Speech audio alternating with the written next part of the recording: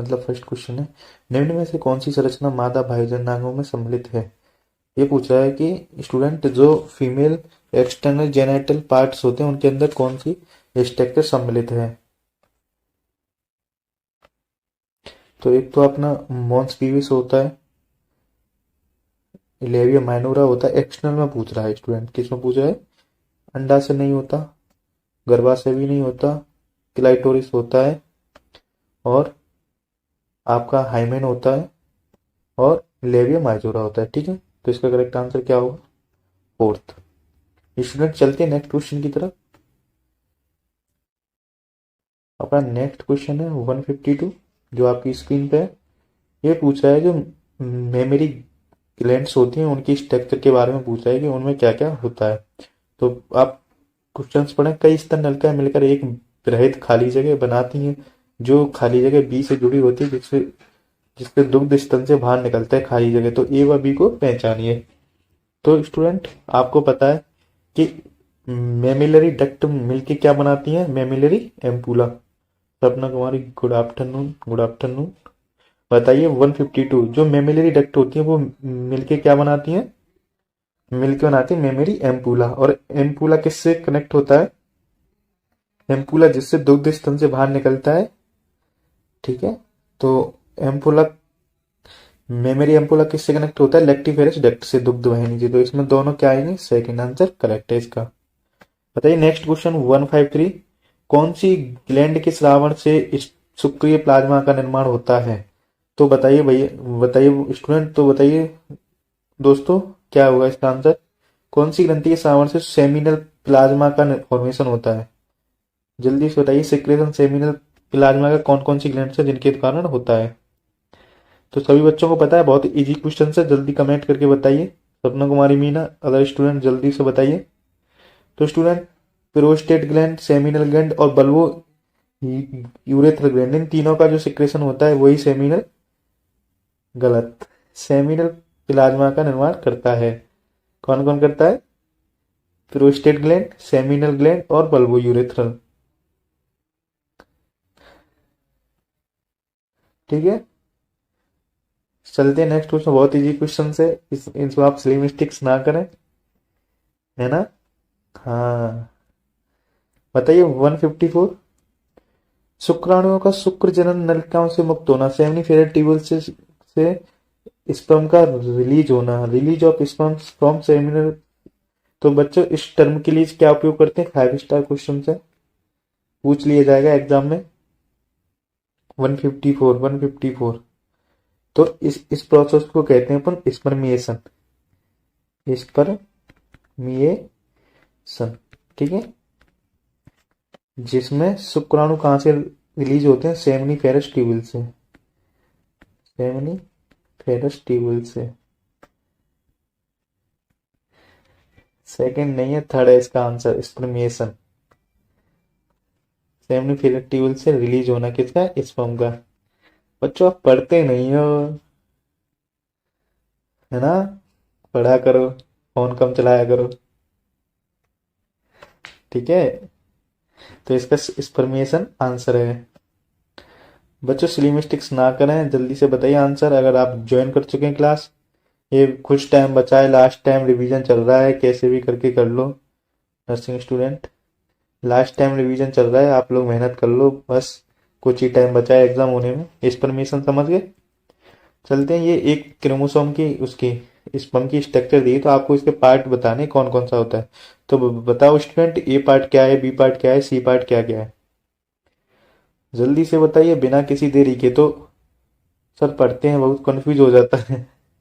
Confuse इसलिए होता है कि वो टर्मिनोलॉजी ऐसी है, स्पर्मेशन, सेमिनेशन, इंसेमिनेशन। जैसा कि आपको मैंने बताया कि इन तीनों टर्मिनोलॉजी को अलग अलग करके लिख लो, इंसेमिनेशन, स्पर्मेशन और सेमिनेशन। ठीक है, ये 3 शब्द हैं, और स्पर्मियोजेनेसिस, स्पर्मेटोजेनेसिस, ये टर्मिनोलॉजी में जहां आपको कंफ्यूज होता है, तो इन कंफ्यूज को दूर करने के लिए आप इनको एक जगह अलग अलग लिख लें। बच्चों ये कंफ्यूजिंग करती रहते हैं, पर आप इनको क्लियर करके पढ़ोगे ना कि सेमिनेशन क्या होता है, इंसेमिनेशन क्या होता है, स्पर्मिनेशन क्या होता है। और यहाँ पे 155 का 2 करेक्ट आंसर दिया है, जिस भी स्टूडेंट ने दिया है उसको अभी एक गिफ्ट दी जाएगी, अच्छी वाली चॉकलेट। तो इसका करेक्ट आंसर क्या है? सेकंड। तो आप इसका 155 बताइए कौन सा पार्ट है? एक्रोसोम। क्या है ये? एक्रोसोम। ठीक है। उसके बाद जो बी पार्ट है वो मिडिल पार्ट है किसका? स्पर्म का। ठीक है। बाकी स्टूडेंट आप आंसर बताइए इसका। सी है माइट्रोकॉन्ड्रिया। बच्चों आपकी एक दिक्कत थी, स्टूडेंट आपकी एक दिक्कत थी ओएमआर शीट वाली, वो मैंने सॉल्व कर दी है। हमारी टेलीग्राम चैनल से आप ओएमआर शीट डाउनलोड कर लेना। और मैंने ओएमआर शीट में आपके द्वारा होने वाली जितनी भी गलतियां हैं उनके ऊपर पूरा एक वीडियो बना दिया है। उस वीडियो को स्टूडेंट जरूर देखें, क्योंकि वो वीडियो आपकी लाइफ का बहुत इंपॉर्टेंट वीडियो। आप किसी भी एग्जाम में बैठे, नर्सिंग को किसी का भी हो जिसमें ओएमआर शीट भरी जाती है, तो उनके लिए बहुत इंपॉर्टेंट है वो। तो आप उस ओएमआर शीट वाली वीडियो को जरूर देखें। तो इसका आंसर क्या था? सेकंड। ठीक है। डायग्रामेटिक क्वेश्चन है, इसमें याद रखना माइटोकॉन्ड्रिया क्या होता है, मेनिचिट क्या होता है, मतलब त्रात्मक समीपस्थ केंद्रक तारक केंद्र कौन कौन से होते हैं, द्वितीय यहाँ मिलते हैं, प्राइमरी यहाँ सेकेंडरी। तो बेटा जो भी क्लीवेज की प्रक्रिया वो स्टार्ट होती है वो कौन सा करता है? प्राइमरी। अब इतनी नॉलेज तो आपको होनी चाहिए अगर आप ये क्वेश्चन करवा रहे हो तो। ठीक है स्टूडेंट, कमेंट करो, कुछ तो जवाब दो कि आप देख रहे हो कि नहीं। नेक्स्ट क्वेश्चन है 156 का, मेरे को आंसर दीजिएगा आप। शुक्र जनन की प्रक्रिया में प्रथम अंडसूत्री विभाजन के फलस्वरूप किसका निर्माण होता है? बेटा स्टूडेंट, जो स्पर्मेटोजेनेसिस प्रोसेस होती है उसमें फर्स्ट म्यूटिक डिवीजन होता है, उसके द्वारा क्या बनता है? तो शुक्र जनन की प्रोसेस में फर्स्ट म्यूटिक डिवीजन के द्वारा क्या बनता है? तो फर्स्ट म्यूटिक डिवीजन के द्वारा क्या बनता है? Secondary spermatocytes. और माइटोसिस के कारण क्या बनी थी? प्राइमरी स्पर्मेटोसाइट जो 2n थी। ये कैसी होती है? 2n। इनसे ही तो बनता है म्यूटिक के द्वारा n, ये बनेंगे सेकेंडरी स्पर्मेटोसाइट्स। तो इसका करेक्ट आंसर फोर्थ था, थर्ड नहीं है। 156 का आंसर है फोर्थ। ये बच्चा पढ़ता नहीं है मुझे ऐसे लग रहा है, सॉरी स्टूडेंट। चलो स्टूडेंट आप बाकी के क्वेश्चन बताइए। 157 मैं आपको ये कर देता हूँ। 157 में हमसे पूछा गया है during oogenesis second meiotic division is, अंड जनन की दौरान द्वितीय अर्धसूत्री विभाजन है। ये क्वेश्चन बहुत इंपॉर्टेंट है, आपको याद रखनी है इसके हर एक स्टेप को। तो बताइए क्या होता है सेकेंडरी, जब oogenesis में सेकेंडरी म्यूटिक डिवीजन चलता है तो उस वक्त क्या क्या होता है? ये कब होता है? ये बेटा कंप्लीट आफ्टर प्यूबर्टी, सही है। ठीक है, कंप्लीट आवर्टी प्यूबर्टी होता है। ये प्यूबर्टी से पहले नहीं होता। ठीक है, अंडोत्सक के बाद पूर्ण होता है, ये भी सही है। अंडोत्सक होने के बाद ही तो होगा सेकेंडरी सूत्री विभाजन, जिसके फलस्वरूप वो बनती हैं ध्रुविकाएं। ठीक है, निषेचन से पूर्व नहीं होता। परिपक्व प्रावस्था के दौरान पूर्ण होता है। तो इसके तीन सही है, ए सी ई। तो इसका करेक्ट आंसर क्या होगा? देख लो ए सी किसमें दिया है, फर्स्ट ए सी, हाँ तो यही दिया है, ये बच्चों ये नहीं है, ये नहीं है, इसमें ए डी दिया है, ये नहीं है, यहाँ डी गलत है। ठीक है, फर्स्ट है। अब नेक्स्ट क्वेश्चन है, बहुत ट्रिकी क्वेश्चन है। 158 45 वर्ष की कुंवारी महिलाओं के द्वारा अपने जीवन काल में कितनी द्वितीय ध्रुविकाएं का उत्पादन होता है? एक 48 वर्ष की कुंवारी महिला जिसके द्वारा अपने जीवन काल में कितनी ध्रुविकाओं का द्वितीय ध्रुविकाएं। बच्चों यहाँ आपको एक फोकस करना है, ये क्वेश्चन से बिल्कुल घुमा दिया गया यहाँ से। ये पूछा सेकेंडरी ध्रुविकाएं, तो बताइए सेकेंडरी। सर केमिस्ट्री में ऑर्गेनिक, एक और द्वारा कमेंट करना। आपकी कमेंट निकल गई। बताओ सेकेंडरी पोलर बॉडी बनती है कि नहीं? बेटा स्टूडेंट सेकेंडरी पोलर बॉडी बनती नहीं है, प्राइमरी पोलर बॉडी बनती है। तो इसका करेक्ट आंसर क्या होगा? 0, थर्ड। ठीक है ना? अच्छा क्वेश्चन, जहां आपको गलती करने के चांस रहते हैं। तो ये एकदम बढ़िया क्वेश्चन था आपके लिए। नेक्स्ट क्वेश्चन है जो टेस्टोस्टेरोन जो हार्मोन होता है उसका सिक्रेशन कहाँ से होता है? का श्रावण होता है। बहुत इजी क्वेश्चन है ये, तो जल्दी कमेंट करके बताओ विद इन सेकेंड्स। टेस्टोस्टेरोन का सिक्रेशन कहाँ से होता है? अंतराली कोशिकाएं, इंटेस्टाइल सेल्स के द्वारा। आ गया समझ? चलते हैं नेक्स्ट क्वेश्चन की तरफ। आप जवाब दो जिससे पता लगे कि आप पढ़ रहे हो। अगर आपसे इजी क्वेश्चन नहीं हो रहे तो आप सच में गवर्नमेंट कॉलेज से बहुत दूर हो। सही है सी। तो केमिस्ट्री ऑर्गेनिक केमिस्ट्री क्वेश्चन कराना, ऑर्गेनिक केमिस्ट्री क्वेश्चन बिल्कुल करवाएंगे। पर मैं स्टूडेंट बता दूं, अब आपके पास टाइम कम है तो आप बायोलॉजी और फिजिक्स, मतलब फिजिक्स की थ्योरी और केमिस्ट्री में जब आपका ऑर्गेनिक पार्ट से ज्यादा आता है, नहीं सॉरी, मतलब केमिस्ट्री में आपका जो आएगा वो इनऑर्गेनिक केमिस्ट्री और फिजिकल केमिस्ट्री से ज्यादा आएगा। ऑर्गेनिक केमिस्ट्री से जो आपकी आती है उसमें जीओसी और जो भी नाम वाली रिएक्शन है वो आती है। तो वो रिएक्शंस तो आपको याद रखनी है नाम वाली। मेनली आप जितनी भी नामवार रिएक्शंस है वो ही याद कर लें, वो बहुत सफिशियंट है आपके लिए अगर आपसे ऑर्गेनिक नहीं हो पा रही तो। पर इनऑर्गेनिक और फिजिकल केमिस्ट्री अच्छे से रखें, जिसमें आपको संकरण, केमिकल बॉन्डिंग और पीरियोडिक टेबल, ये 3 चैप्टर आप मजबूती से करके जाएं पृष्ठ तनाव उस फिजिकल में, और लास्ट वाले जो कॉम्प्लेक्स वाले वो आप कवर करके जाएं। और बायो तो एटलीस्ट अपनी ऐसी करके जाएं कि 30 में से 30 नंबर ही आए आपके, फुल में से फुल आए। ठीक है, तो बताइए 160 क्वेश्चन, कौन सा कथन गलत नहीं है? इसमें पूछ रहा है कौन सा सही देखना है, मतलब गलत नहीं तो इसका मतलब सही देखना है। तो बताइए, अंडा से को बच्चादानी भी कहते हैं, गर्भाशय को बोलते हैं, ठीक है, ये गलत है। गर्भाशय के मध्य मोटी भित्ति मायोमीटर में होती है, ये सही है। प्रक्षेप दो लव कोष्ठों में निचले मिलन में, नहीं नहीं, वहां क्लाइटोरिस। सर इम्पोर्टेंट, सर क्या इस बार पेपर हार्ड हो गया क्या? ऑफिशियली बात है, पेपर इस बार हार्ड हो सकता है। देखो कंफर्म तो नहीं है क्योंकि पेपर मीडियम भी होगा, पर पेपर हार्ड होने के चांस ज्यादा है, क्योंकि अगर ऑफलाइन हो रहा है तो मतलब बिल्कुल जैसा कि आप लोगों ने सुना था कि नीट के जरिए एंट्रेंस एग्जाम होगा, तो शायद उस लेवल का एग्जाम में भी हो सकता है। आप अपनी तैयारी ऐसी करके जाएं कि हार्ड डिफिकल्ट मिडिल आए तो अच्छी बात है, डिफिकल्ट आए तो फिर भी आपको प्रॉब्लम्स ना आए, तो इतनी तो एटलीस्ट कोशिश होनी चाहिए। तो 160 में एक ही सही है, ये वाला सेकंड। गर्भाशय, अरे गर्भाशय द्वार थोड़ी ढका होता है हेमन की तरह, ये भी गलत है, तो सेकंड सही है।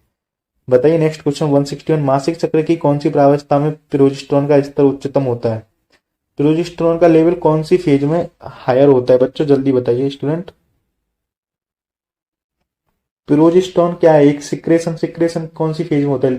ल्यूटियल फेज में। तो करेक्ट आंसर क्या है? Luteal phase.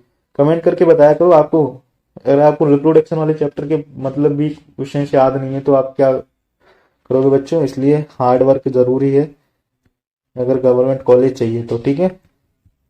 Hard work bed, GNM के भी मतलब वो एडमिशन स्टार्ट हो गए ऐसा सुना है, तो आप भी बुक देख लेना, पर आप इस पर फोकस करो, हार्ड वर्क जरूरी है, क्वेश्चन सही करो। चलते हैं नेक्स्ट क्वेश्चन की तरफ स्टूडेंट।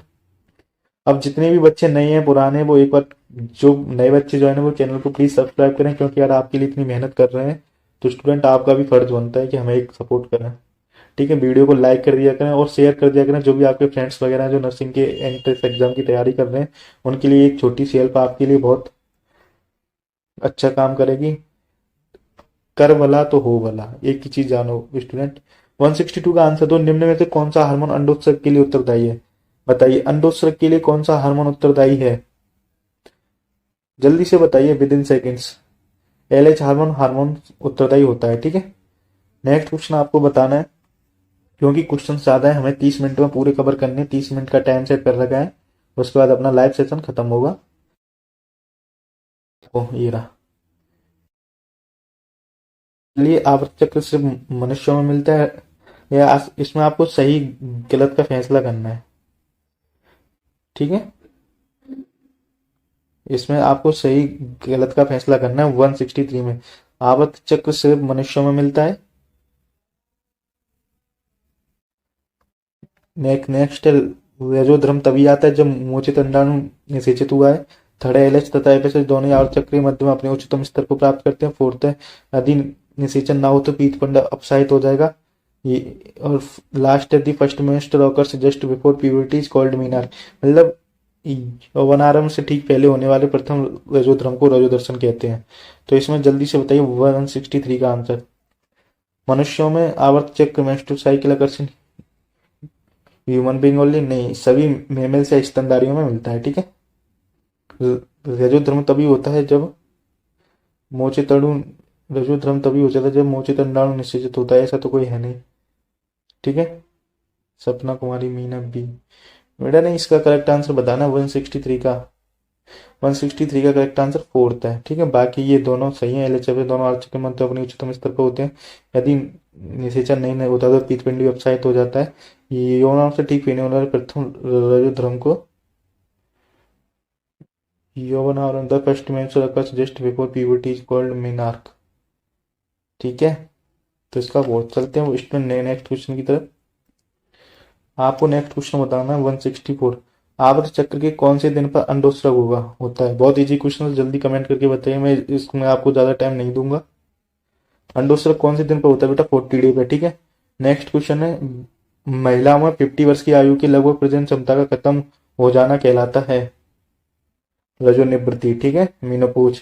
नेक्स्ट क्वेश्चन है, आर्तव चक्र के दौरान गर्भाशय की कौन सी परत में चक्रीय परिवर्तन होते हैं? गर्भाशय की कौन सी परत में चक्रीय परिवर्तन होते हैं, जल्दी से बताइए। तो एंडोमेट्रियम में। जोना पेलिसूडा होती है, बताइए। जोना पेलिसूडा कौन सी होती है? जोना पेलिसूडा एसेल्यूलर होती है। ठीक है, जोना पेलिसूडा इसे और कोरोना रेडिएटा सेल्यूलर होती है। नेक्स्ट क्वेश्चन है, निषेचित अंडा कौन सी अवस्था में गर्भाशय अंतःस्तर एंडोमेट्रियम में, मतलब जो भी निषेचित अंडा होता है वो एंडोमेट्रियम में कौन सी स्टेज में अध्यारोपित होता है या आरोपित होता है? तो वो ब्लास्टोसिस्ट के रूप में आरोपित होगा। किसमें? ब्लास्टोसिस्ट में। ये इजी क्वेश्चन थे, इसलिए यहाँ पे थोड़ी हमने स्पीड अपनी बढ़ा दी थी। अब देखते हैं बाकी के नेक्स्ट क्वेश्चन 169 और 70। बेटा टाइम कम है, जल्दी जल्दी करके दिखाओ। निम्नलिखित में से कौन सा कार्य अपरा का नहीं? अपरा कौन सा वर्क नहीं करती? प्रेशर के दौरान बेटा ऑक्सीटोसिन अपराध स्रावित नहीं करती, तो यही है इसका सही आंसर। पोषक पदार्थ करती है, एस्ट्रोजन का स्रावण कर सकती है, भ्रूण में CO2 तथा व्यर्थ पदार्थों को बाहर निकालना सही है। तो इसका 169 का आंसर क्या है? फर्स्ट।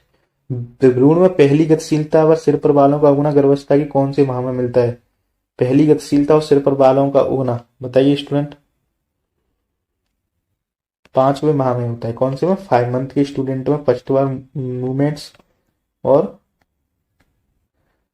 हेयर्स। ठीक है, हेयर ग्रोथ।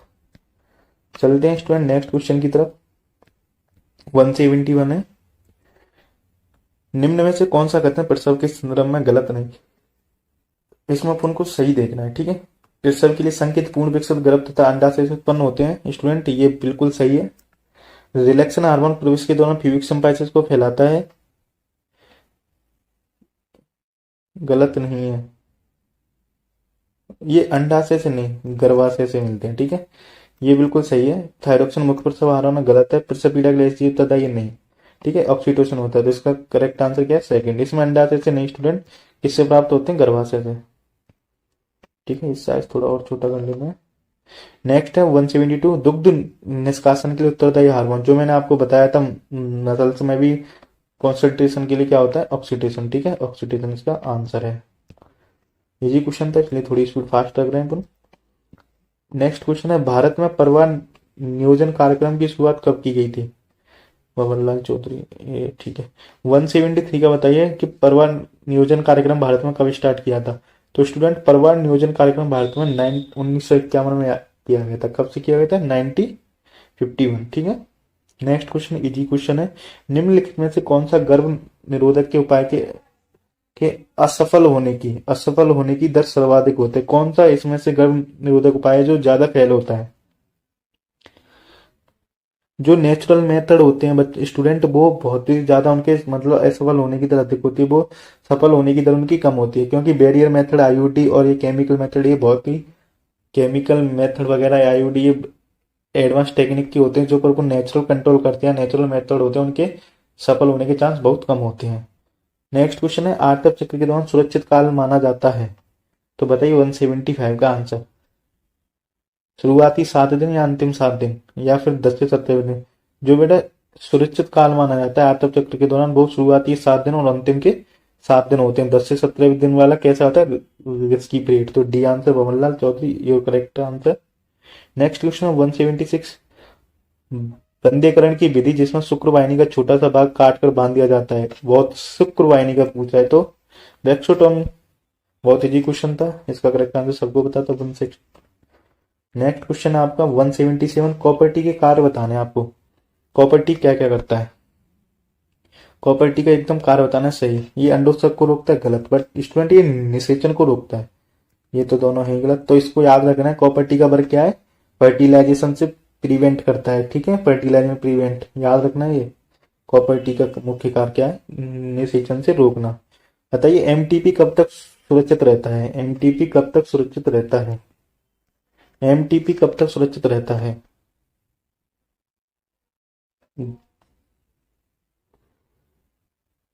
एमटीपी कब तक सुरक्षित रहता है, जल्दी से बताइए। 178 का सहग्रभता के 12 सप्ताह तक, यस। 16 सप्ताह तक, गलत। सहग्रभता के प्रथम तिमाही, बात एक ही है, तो फर्स्ट और थर्ड दोनों आंसर है।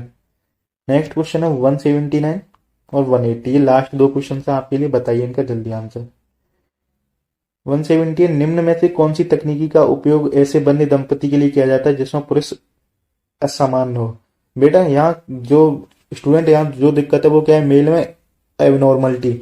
इसमें मेल में एबनॉर्मलिटी है तो अपन कौन सा मेथड वो करेंगे यूज, जो फीमेल होगी उसके में जो गैमेट्स ला के अपन सीधा उसके फेलोपियन ट्यूब में ट्रांसफर करा देते हैं, तो उसके लिए जिप्ट मेथड देखो आप इसमें से कौन सा है। और दोनों ही दंपति कैसे हैं, बंधे हैं, स्टेराइल है, ठीक है, ये भी याद रखना है। तो इसके लिए क्या हुआ, zygote inter fallopian tube transfer वाली मेथड सबसे अच्छा रहेगा, ठीक है, ना कि ये ऊपर वाला। कृत्रिम रिसेचन की जरूरत है नहीं, क्योंकि वो मतलब दंपति ऑलरेडी बंद है पहले से ही। गर्भावस्था के दौरान एमनियोटेसिस के लिए सामान्यतः अवधि कौन सी होती है। स्टूडेंट ये आपको याद रखना है, एमनियोसेंटेसिस के लिए जो 40 से 15 सप्ताह होता है। मुझे प्लीज सर फार्मेसी के प्रीवियस ईयर का पेपर चाहिए। भंवरलाल चौधरी, आपको फार्म ईयर के प्रीवियस ईयर का पेपर 2021 में हुआ था, जो 2020-21 वाला है, वो आप हमारे टेलीग्राम चैनल से अभी ले लेना। ये क्लास लाइव खत्म होते ही आप मेरे को मैसेज कर देना, मैं आपको दे दूंगा, ठीक है। टेंशन ना लें आप बिल्कुल भी, आप ही हर समस्या का यहाँ हल है। देखो बच्चों, ये चैनल बस इसीलिए बनाया गया कि जिसमें आपको सफिशियंट टाइम में जब सब कुछ नॉलेज मिल जाए, बिना कोई टाइम वेस्ट किए इधर उधर भटके हुए। तो स्टूडेंट ये आपको 40 से 50 है। तो आज हमने पूरे क्वेश्चंस कवर कर लिए हैं, जिसमें हमने रिप्रोडक्शन वाला पार्ट जो चल रहा था अपना वो कवर किया है। तो स्टूडेंट आप, अगर आपको ये टेस्ट सीरीज अच्छी लगती है तो इसको अपने फ्रेंड्स को, अपने जो भी मतलब सहपाठी मित्र उन सबको शेयर करें, चैनल को सब्सक्राइब करें, वीडियो को लाइक करें। क्लास ज्वाइन करने के लिए बहुत सारा थैंक यू। और जो भी कोई भी लेटेस्ट अपडेट है वो आप हमारे इस चैनल से प्राप्त कर सकते हैं।